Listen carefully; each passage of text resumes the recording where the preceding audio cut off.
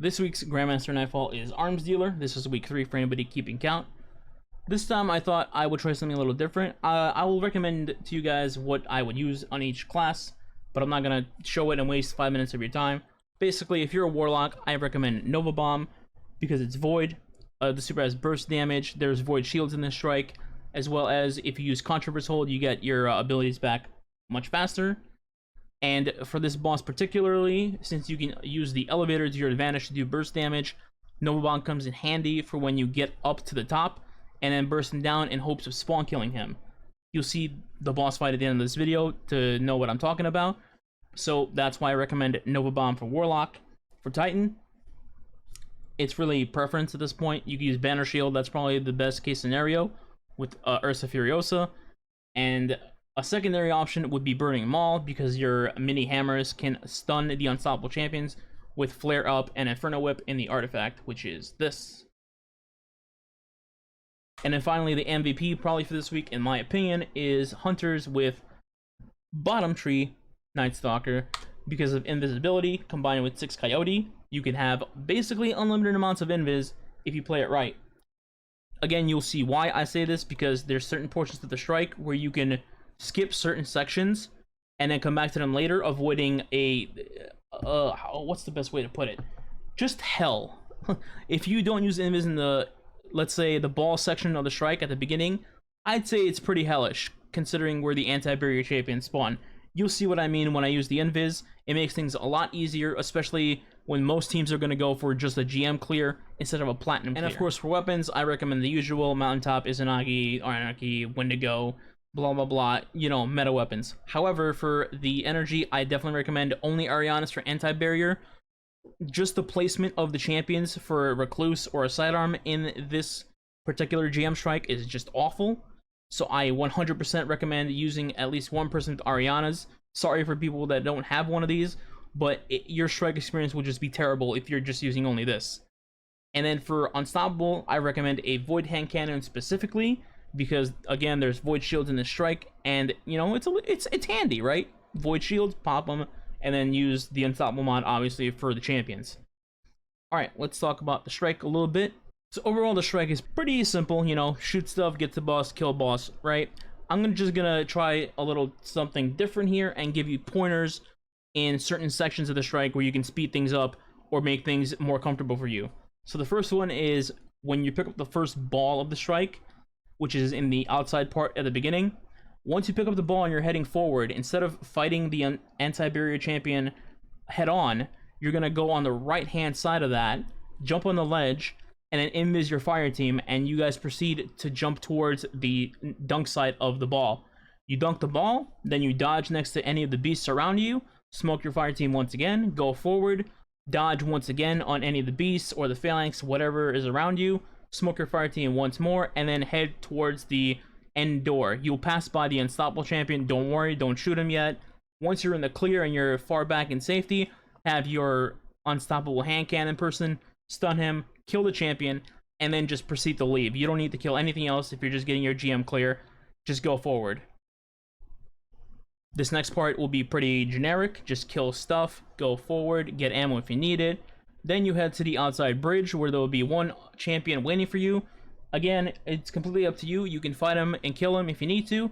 If not, just have your invis person once again invis your fire team and then get straight up the bridge. No problem, easy.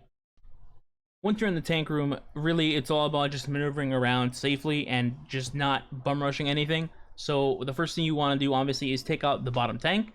From the doorway, burst it down with Mountaintop, Anarchy, Sniper, whatever you have, as fast as you can. Additionally, if you have your Nova Bomb / Tether at this point, use that on the Legionnaires and the Incendiaries, which are Void, of course. And at this point, the Unstoppable Champion will slowly start coming down to you from the left-hand side. Once he gets to medium range to you, stun him, shoot him, kill him, proceed.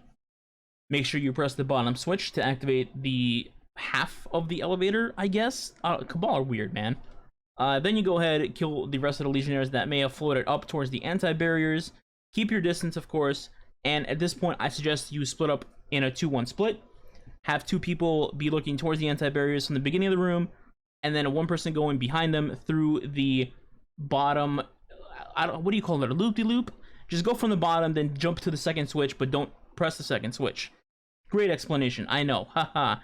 So at this point, you have the person in the back of the room aggro the barrier champions. This will let your 2 fire team members at the beginning move closer to them without dying or taking risks.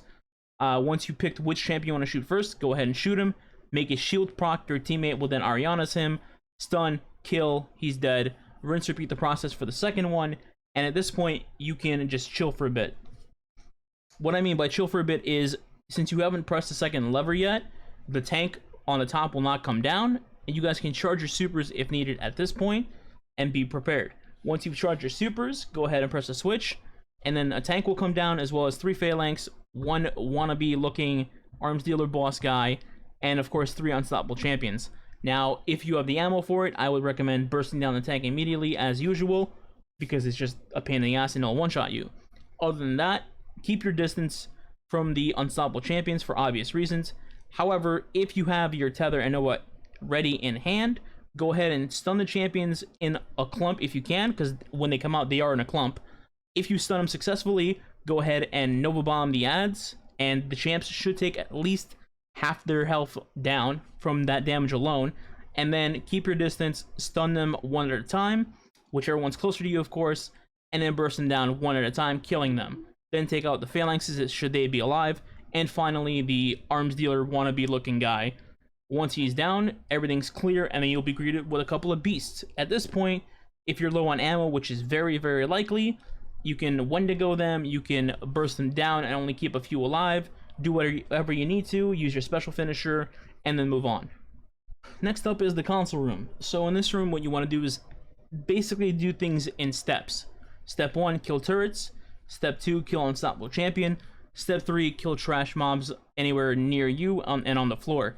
Step 4 would be killing the turrets on the second bridge next, then following again with trash mobs, and finally killing the 2 anti-barrier champions. Pick them off 1 by 1 as the last room, and from there you should be fine. Then you're left with 3 legionnaires, orange bars, by the elevator. Use these to refill your ammo with special finishers. And then, once again, you can have your chill phase where you charge your super because you have not pressed the switch for the elevator yet, so you can just chill and wait for whatever that's needed. Now, truthfully, there's a million different ways this boss fight can go down. There's no way I can predict what exactly will happen to your fire team, so the best I can do is offer you a DPS solution as to how I would do it, or how you should attempt to do it with your fire team.